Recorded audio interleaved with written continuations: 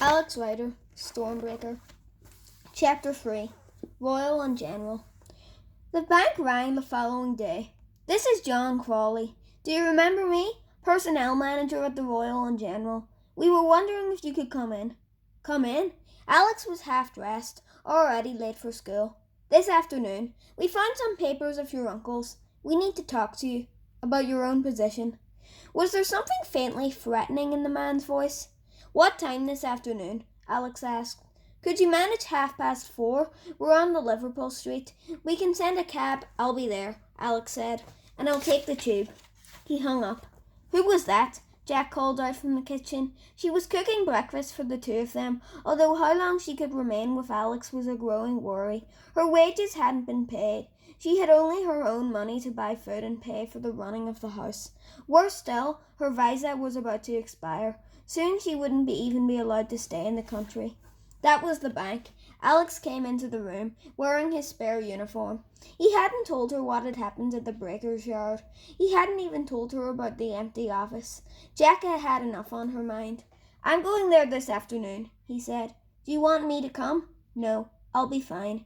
He came out of Liverpool Street tube station just after 4:15 that afternoon, still wearing his school uniform, dark blue jacket, grey trousers, striped tie. He found the bank easily enough. The Royal and General occupied a tall, antique-looking building with a Union Jack fluttering from a pole about 15 floors up.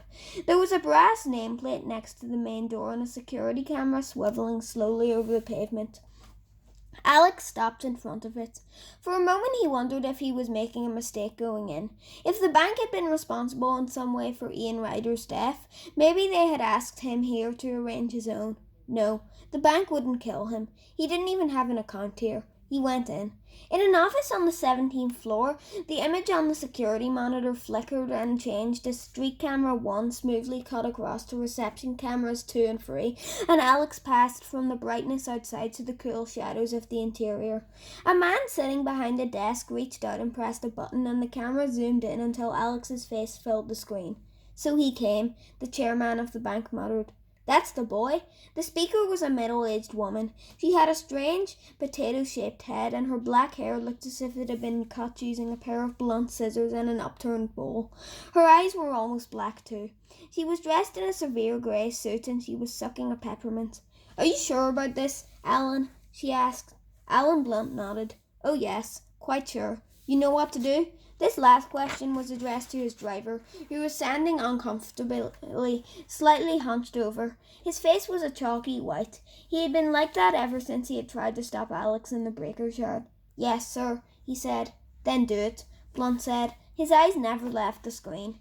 In reception, Alex had asked for John Crawley and was sitting on a leather sofa, vaguely wondering why so few people were going in or out. The reception area was wide and airy, with a brown marble floor, 3 elevators to one side, and, above the desk, a row of clocks showing the time in every major world city. But it could have been the entrance to anywhere. A hospital, a concert hall, even a cruise liner. The place had no identity of its own. One of the lifts pinged open and Crawley appeared in his usual suit, but with a different tie. "I'm sorry to have kept you waiting, Alex," he said. "Have you come straight from school?" Alex stood up but said nothing, allowing his uniform to answer the man's question. "Let's go up to my office," Crawley said. He gestured. "We'll take the lift." Alex didn't notice the 4th camera inside the lift, but then it was concealed on the other side of the 2-way mirror that covered the back hall. Nor did he see the thermal intensifier next to the camera. But this second machine both looked at him and through him as he stood there, turning him into a pulsating mass of different colours, none of which translated into the cold steel of a hidden gun or knife. In less than the time it took Alex to blink, the machine had passed in its information down to a computer which had instantly evaluated it and then sent its own signal back to the circuits that controlled the elevator. "It's okay. He's unarmed. Continue to the 15th floor." "Here we are." Crawley smiled and ushered Alex out into a long corridor with an uncarpeted wooden floor and modern lighting. A series of doors was punctuated by framed paintings, brightly coloured abstracts. "My office is just along here." Crawley pointed the way. They had passed 3 doors when Alex stopped. Each door had a nameplate, and this one he recognised. 1504. Ian Ryder. White letters on black plastic. Crawley nodded sadly. Yes, this was where your uncle worked. He'll be much missed. Can I go inside? Alex asked. Crawley seemed surprised. Why do you want to go and do that? I'd be interested to see where he worked. I'm sorry, Crawley sighed. The door will have been locked and I don't have the key. Another time, perhaps. He gestured again. He used his hands like a magician, as if he was about to produce a fan of cards. I have the office next door. Just here. They went into 1505. It was a large, square room with 3 windows looking out over the station. There was a flutter of red and blue outside, and Alex remembered the flag he had seen. The flagpole was right next to Crawley's office. Inside there was a desk and chair, a couple of sofas, in the corner a fridge, on the wall a couple of prints. A boring executive office. Perfect for a boring executive. Please, Alex, sit down, Crawley said. He went over to the fridge. Can I get you a drink? Do you have a Coke? Yes. Crawley opened a can and filled a glass, then handed it to Alex. Ice? No thanks. Alex took a sip. It wasn't Coke. It wasn't even Pepsi. He recognized the oversweet, slightly cloying taste of supermarket cola and wished he'd asked for water. So what do you want to talk about?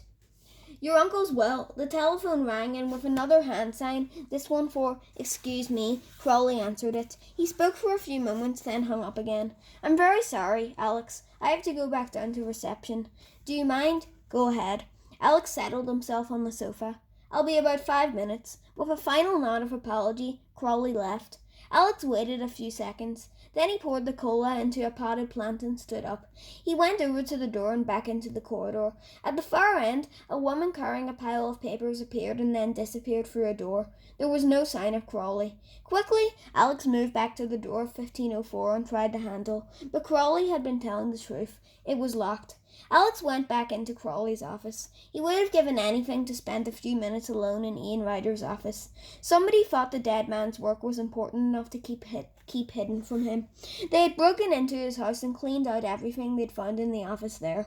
Perhaps the next door room might tell him why. What exactly had Ian Ryder been involved in? And was it the reason why he had been killed? The flag fluttered again, and seeing it, Alex went over to the window. The pole jutted out of the building exactly halfway between rooms 1504 and 1505. If he could somehow reach it, he should be able to jump onto the ledge that ran along the side of the building outside room 1504. Of course, he was 15 floors up. If he jumped and missed, there would be about 70 meters to fall. It was a stupid idea. It wasn't even worth thinking about. Alex opened the window and climbed out.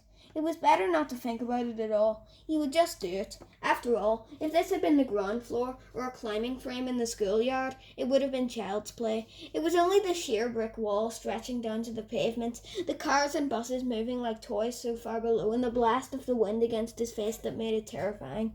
Don't think about it. Do it. Alex lowered himself onto the ledge outside Crawley's office. His hands were behind him, clutching onto the windowsill. He took a deep breath and jumped. A camera located in an office across the road caught Alex as he launched himself into space. 2 floors above, Alan Blunt was still sitting in front of the screen. He chuckled. It was a humorless sound. I told you, he said. The boy's extraordinary. The boy's quite mad, the woman retorted. Well, maybe that's what we need. You're just going to sit here and watch him kill himself? I'm going to sit here and hope he survives. Alex had miscalculated the jump. He had missed the flagpole by a centimetre and would have plunged down to the pavement if his hands hadn't caught hold of the Union Jack itself. He was now hanging with his feet in midair. Slowly, with huge effort, he pulled himself up, his fingers hooking into the material. Somehow he managed to climb back up onto the pole. He still didn't look down. He just hoped that no passerby would look up.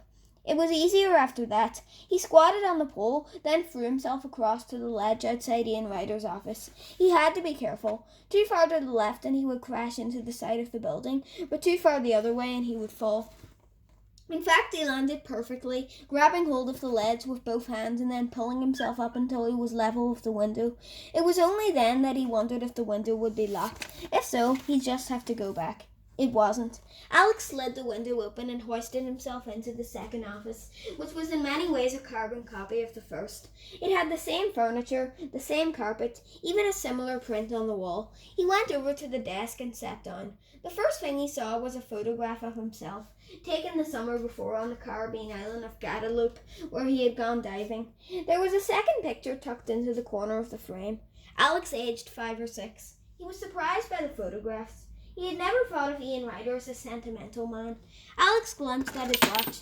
About 3 minutes had passed since Crawley had left the office, and he said he would be back in 5. If he was going to find anything here, he had to find it quickly. He pulled open a drawer of the desk. It contained 5 or 6 thick files. Alex took them and opened them. He saw at once that they had nothing to do with banking. The first was marked nerve poisons, new methods of concealment and dissemination. Alex put it aside and looked at the second. Assassinations, 4 case studies. Growing ever more puzzled, he quickly flicked through the rest of the files, which covered counter-terrorism, the movement of uranium across Europe, and interrogation techniques. The last file was simply labelled Stormbreaker. Alex was about to read it when the door suddenly opened and 2 men walked in. One of them was Crawley. The other was the driver from the breaker's yard. Alex knew there was no point trying to explain what he was doing. He was sitting behind the desk with the Stormbreaker file open in his hands, but at the same time he realised that the 2 men weren't surprised to see him there. From the way they'd come into the room, they had expected to find him. "This isn't a bank," Alex said. "Who are you? Was my uncle working for you? Did you kill him?" "So many questions," Crawley muttered, "but I'm afraid we're not authorised to give you the answers." The other man lifted his hand and Alex saw that he was holding a gun. He stood up behind the desk, holding the file as if to protect himself. "No," he began. The man fired. There was no explosion. The gun spat at Alex and he felt something slam into his heart. His hand opened and the file tumbled to the ground. Then his legs buckled, the room twisted, and he fell back into nothing.